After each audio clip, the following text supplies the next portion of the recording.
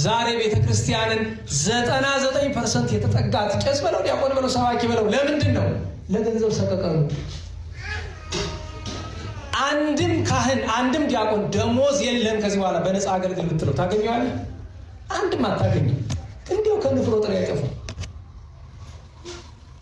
ለገንዘብ ሰቀቀኑ ቤተክርስቲያን የተጠጋ ሰው በጥሩ አማርኛ ይሁዳ ነው ብንለው ለምን ይጠላል? እኔ እንደዛ ከሆንኩ ይሁዳ ነው እባል ለምን ይከፋኛል? ያስቆሮቱ ሰው ይሁዳ ግብሩ ይሄ ነው። የሐዋርያት ግብራቸው ጌታን የፈለጉት እርሱን ራሱን ነው። ይሁዳ የፈለገ ግን ገንዘብ ነው። በዚህ ምክንያት ፈጣሪው ሸጠ፣ ገሃነመ እሳት ወረደ።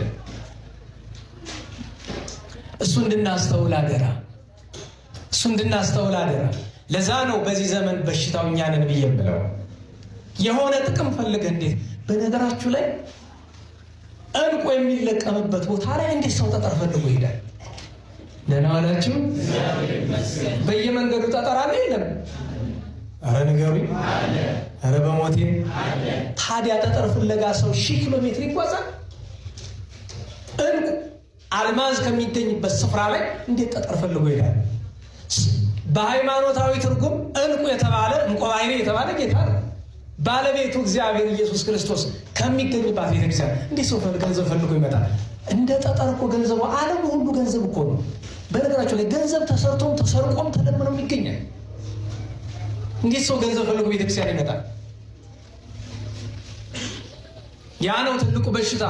ያ ነው ቤተክርስቲያንን አልኳችሁ ደግሞ አስራት ማውጣት ህዝቡ ባቆመበት ዘመን ያለችው ተካፍሎ በልቶ ለመሄድ። እንዲህ ብዬ ስል ግን አንዳንድ ደጋግ አስተማሪዎች፣ ደጋግ ካህናት፣ ዲያቆናት፣ ጳጳሳት መኖራቸውን ክጄ አይደለም። ነገር ግን ምሳሌ ልስጣችሁ።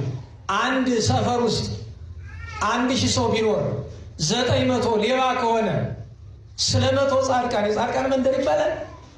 ንገሩኝ። የምን መንደር ነው የሚባል? የሌባ መንደር። ምን አለ ታዲያ?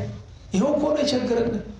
ታዲያ ቅዱሳን ሐዋርያትን ሁለተኛ መማር ነው አይደል ግብራቸው? ሶስተኛ ግብራቸው ምን ነበር አለ? ምን መመረጥ? አሁን አጣችሁት ደግሞ መመረጥ ብለን ተመረናል።